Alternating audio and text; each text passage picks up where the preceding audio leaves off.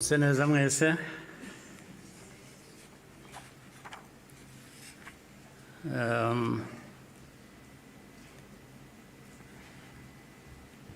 ngira ngo mpere ku ngingo yo kuvuga ubuhamya Minisitiri Bizimana yatugejejeho. Hari ubundi buhamya burebure burimo amateka akomeye Theoneste namaze kutugezaho. Ibyo twumvise byose bifite aho bishingiye. Ni ukuri abafite uko babihakana cyangwa babihakanya ngira ngo bafite akazi gakomeye kugira ngo uhindure amateka nk'ayo y'abantu nk'abandi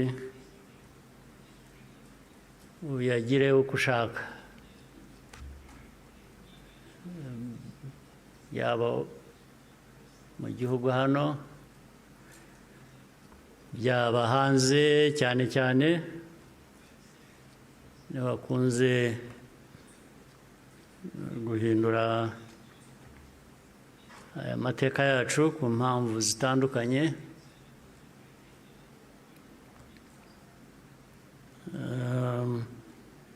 Ibi rero ngira ngo bafite ibyo bazahangana nabyo kugira ngo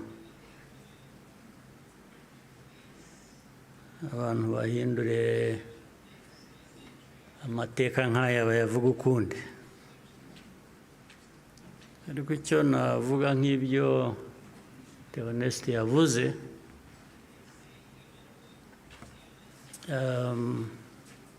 ibihe byo birahinduka, ibihe byarahindutse.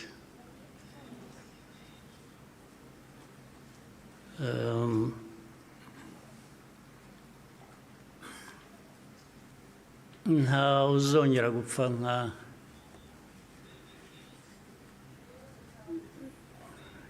nk'uko Theoneste yabivugaga n'abapfuye, cyangwa nawe uko yapfuye. Buriya yarapfuye, kuba ariho ni nko kuzuka, ariko nta wakongera gupfa kuriya. Impamvu kandi mu zindi nyinshi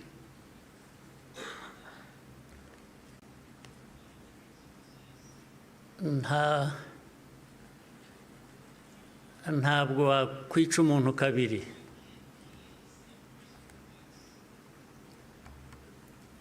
Ubigerageje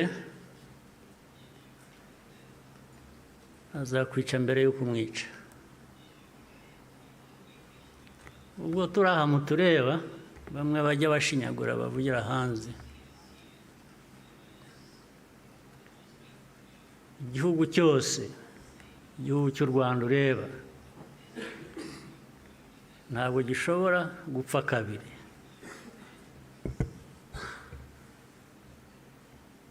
Mbere y'uko wakwica u Rwanda azakwica. Ntabwo wakwica abantu kabiri, ntibibaho. Tureba aha ntabwo twapfa kabiri. Ari twe bakuru, ari abana bacu, ntawe uzabica kabiri, ntibishoboka, ntabwo byakunda.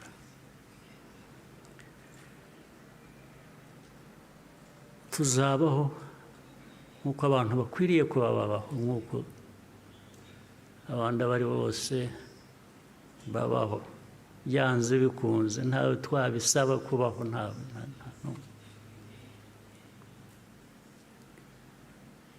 Uko mbivuze uku, hari ababyumva ukundi cyangwa hari abazabisubiramo ukundi, ariko uko mbivuze ni uko nguko aba ariko mu gutwara.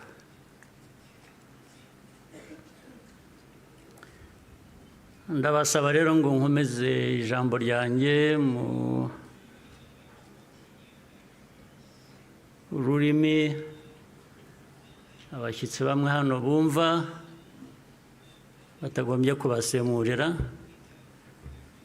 cyangwa se benshi cyane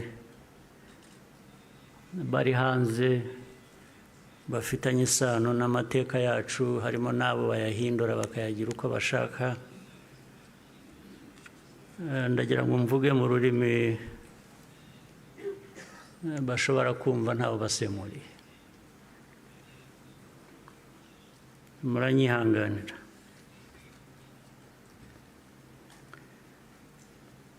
Today, we gather again in remembrance to everyone present and watching online. Thank you for joining us on this important day.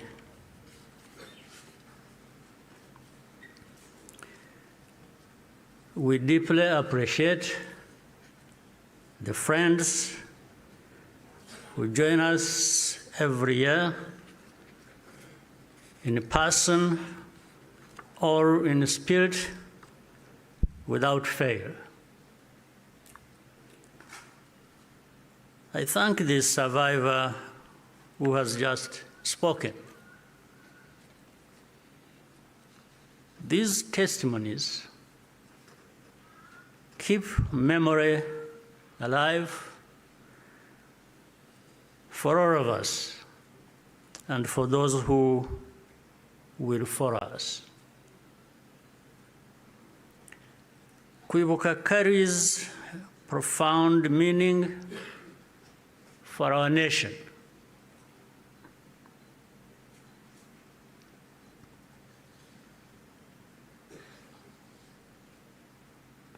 It is how we confront and overcome the divisions that nearly destroyed us.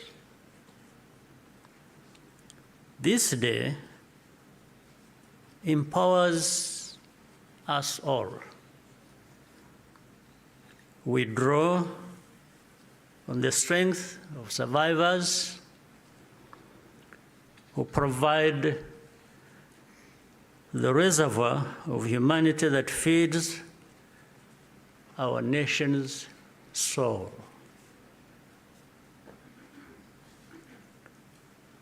To all survivors, know that you are not alone. We stand with you always. Everything we have achieved was only possible because all Rwandans decided to join hands in a common purpose.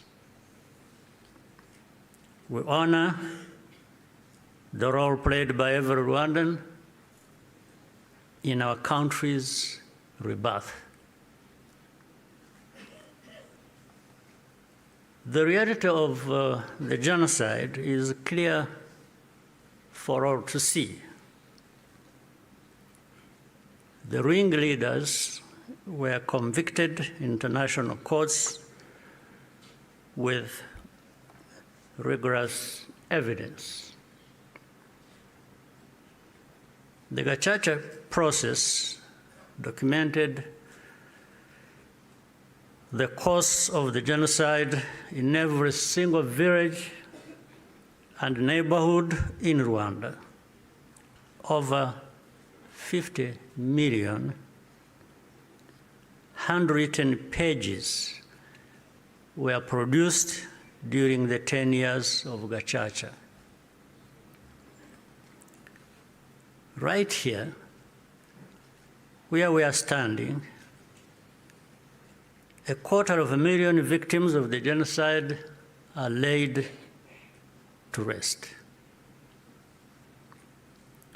And in 2018, the United Nations General Assembly adopted a resolution that called the genocide against the Tutsi by its proper name, with the support of every member state but one.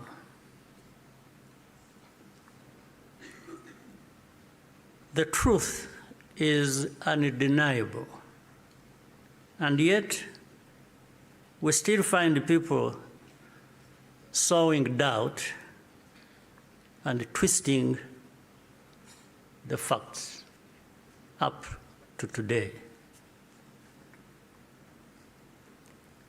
This is not just a matter of ignorance, but something much deeper. It means that the risk of seeing history repeat itself is a constant danger.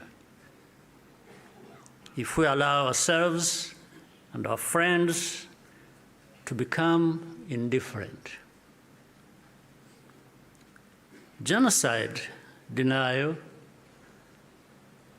begins long before the genocide itself is committed. There is a pattern of looking away from the warning signs or taking them lightly. Hate speech turns into hate acts, dismissed as expressions of popular discontent. Behavior that should be immediately condemned is rationalized and minimized. The preparations are masked by narratives of popular grievance and fear. In the process, a moral equivalence is created between the targets of the genocide and the planners of it. All of these elements were present in our own story. There are some who pretend that the genocide against the Tutsi was a spontaneous event. That's not true.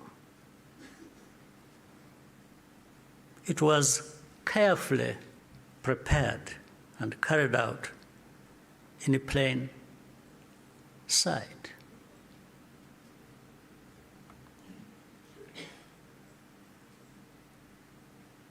Regrettably, some who spoke the truth at the time and who were even eyewitnesses later became peddlers of distortion, mainly for political reasons. Militias were openly trained and indoctrinated in hate. Weapons were imported in large quantities, and Rwandans who opposed it were threatened or killed. Before 1994, communities were subjected to waves of smaller massacres meant to normalize the killing and also to measure the reaction of the wider world. And with only a few heroic exceptions, the world was unconcerned until it was too late. In the early 1960s, after countless Tutsis were killed or forced into exile, international voices such as Bertrand Russell, to name just one, described it as systematic extermination. The pattern continued in the 1980s and early 1990s. When Tutsi communities such as the Bagogwe in the northwest were targeted in organized attacks,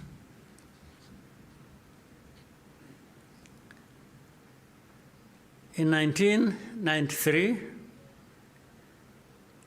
a commission led by Jean Crabonnier investigated these atrocities.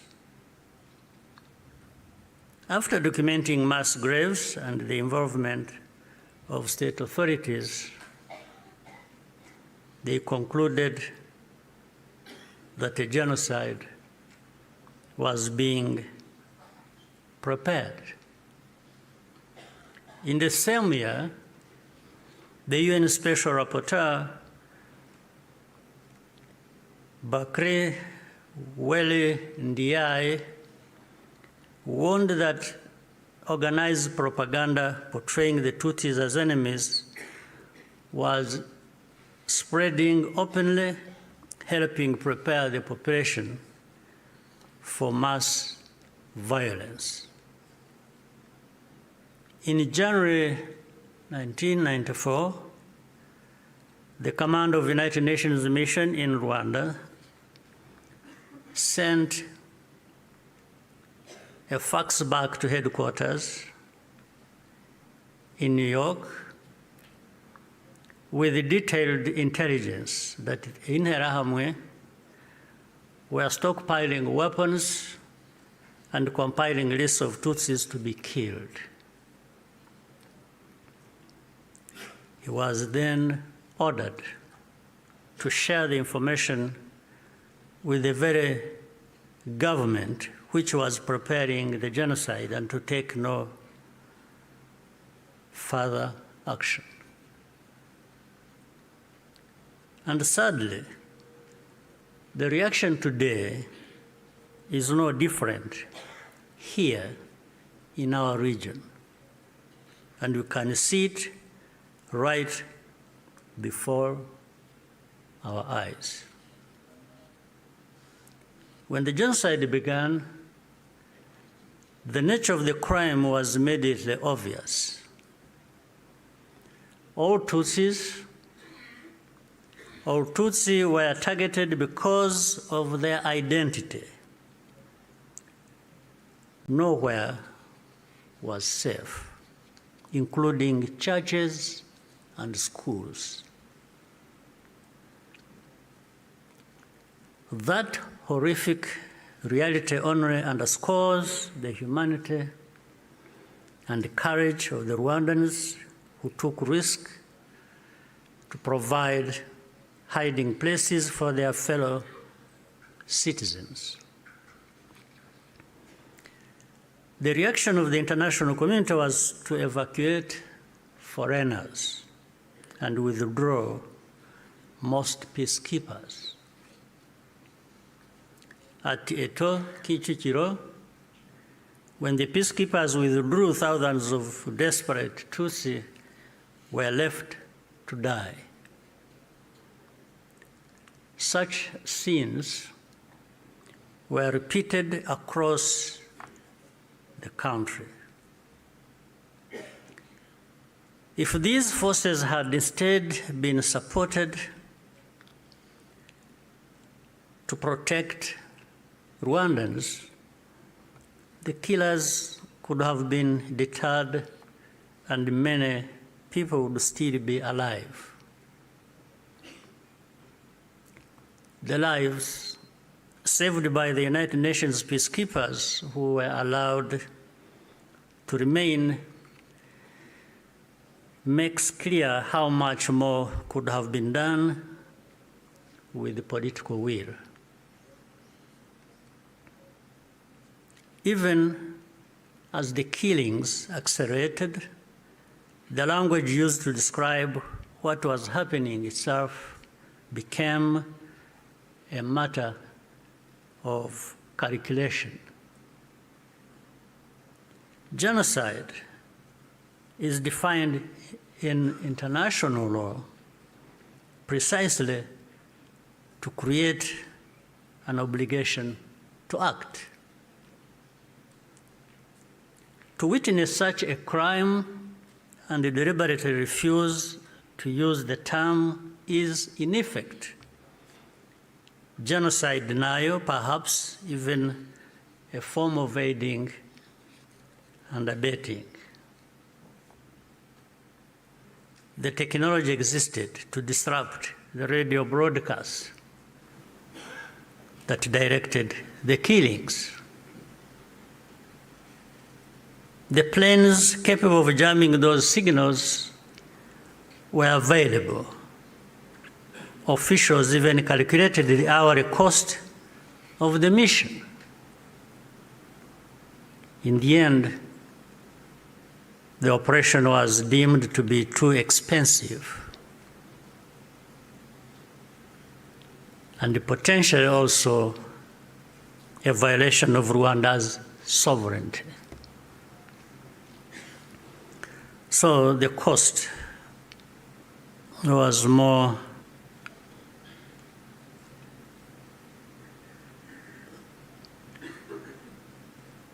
it became too expensive. It was more expensive, especially when in their minds, those lives are really worthless. So our lives were worth nothing. That's fine.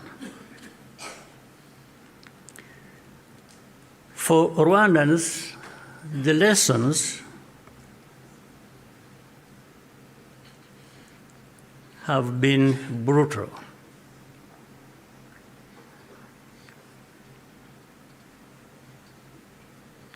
And those lessons have not been forgotten.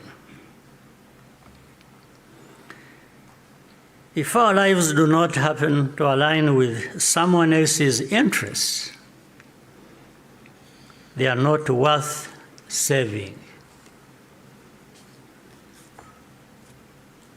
That's fine.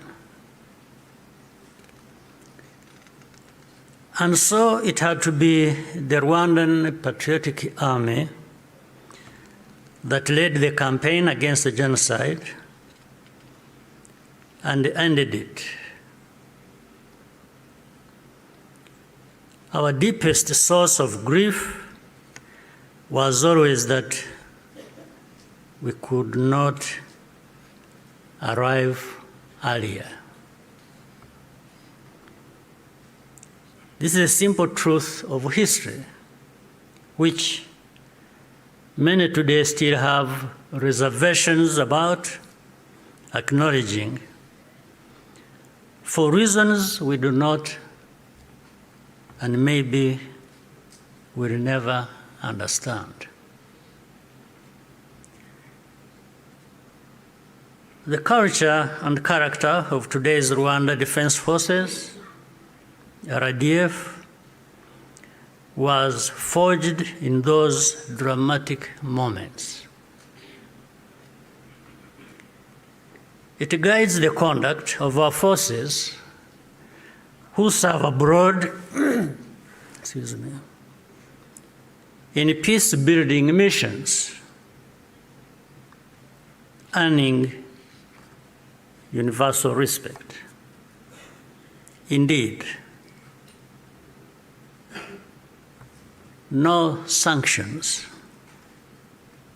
or insult from outside can ever tarnish the honor and integrity of Rwanda's defense and security forces, who are among the finest that can be found anywhere.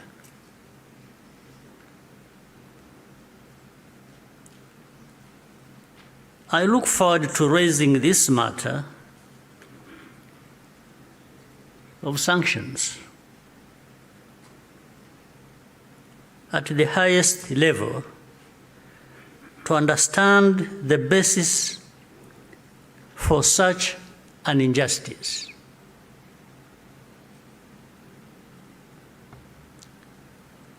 Rwandans understand the cost of tolerating extremism, and our central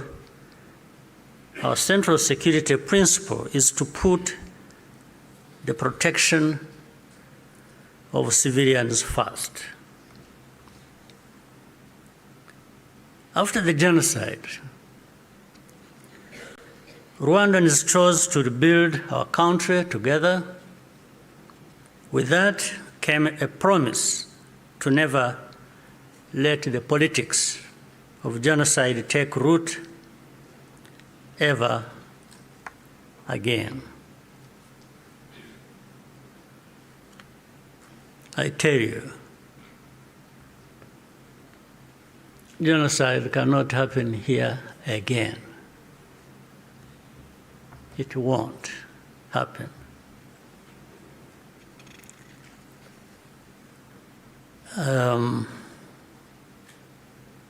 Even with those noises you hear in the region of people gathering from Europe, from wherever, and meeting in Kinshasa and bringing the son of Habyarimana and relatives and others from wherever and gathering. All of that is just noise. It cannot amount to anything that will happen here of that kind again. It cannot happen.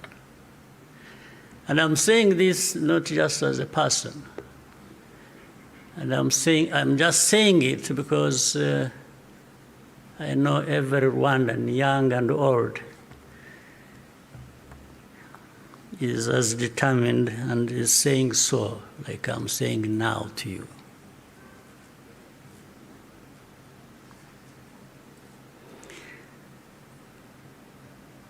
Along the way, Rwandans faced constant criticism and many attempts to twist our history.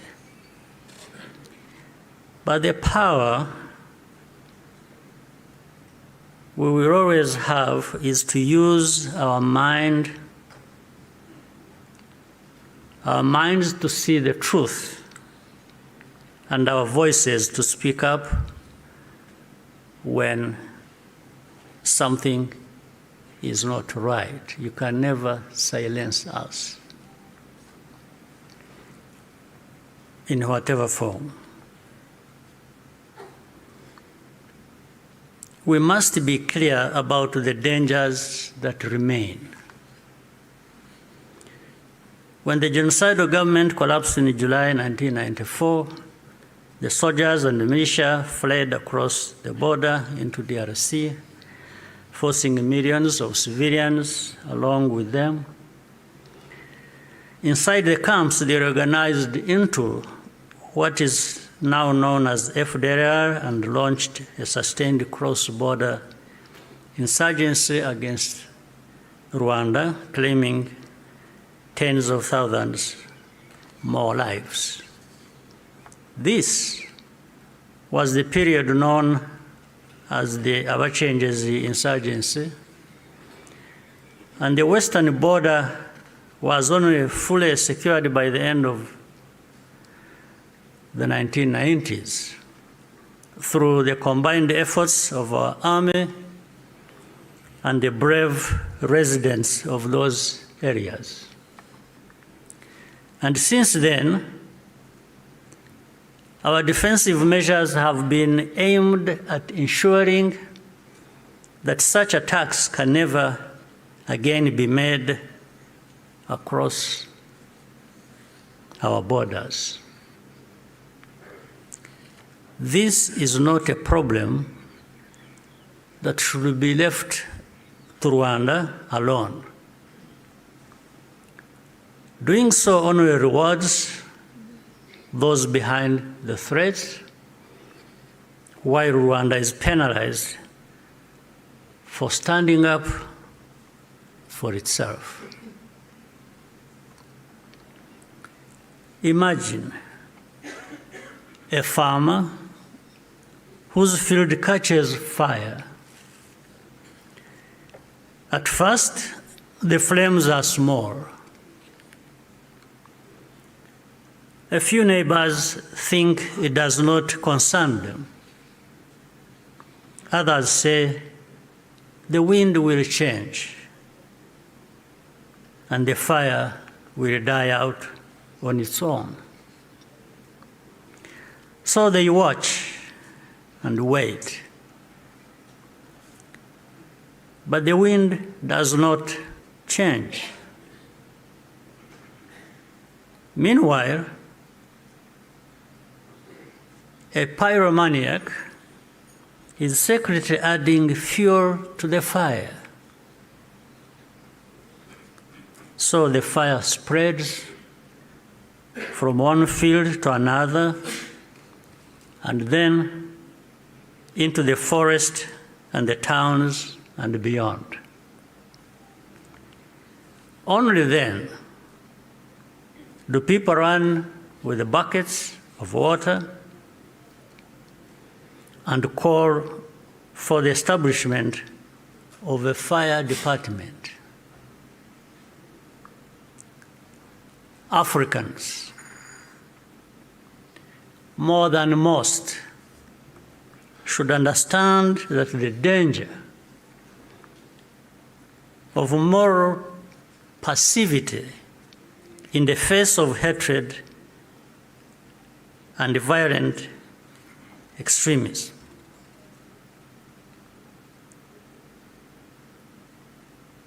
We should understand that danger, especially in the face of hatred and violent extremism. Africans, more than most, we must be reminded by all this history.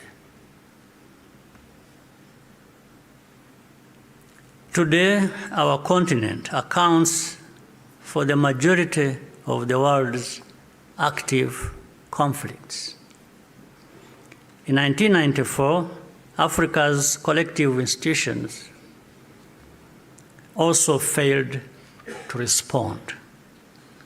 I say this because the call for African sovereignty, legitimate and necessary as it is,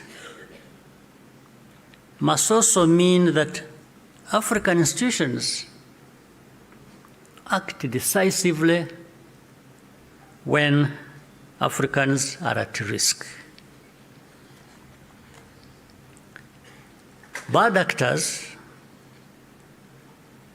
must not be allowed to hide behind the principle of sovereignty, to evade responsibility for abuses or deny citizens their rights. We cannot afford to repeat the mistakes of the past.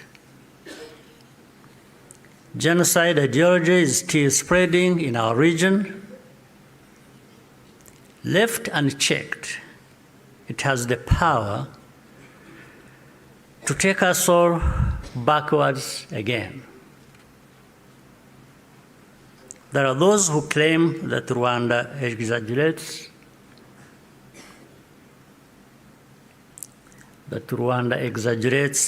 these concerns, or that we have ulterior motives.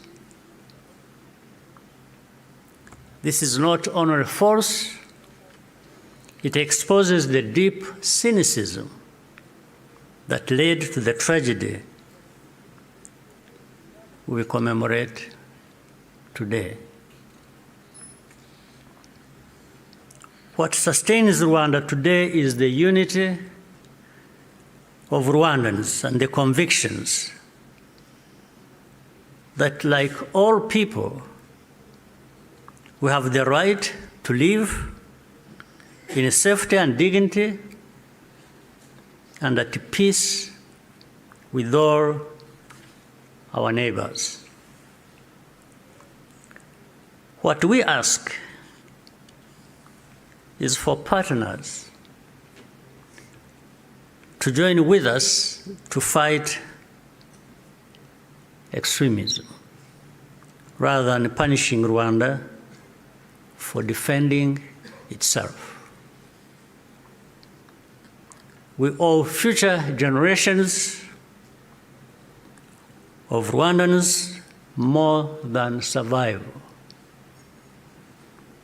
They deserve to inherit a secure, united, and bold country and an integrated and confident Africa. We invite you to stand with us in remembrance and also in action. I thank you for your patience and kind attention. Murakoze cyane.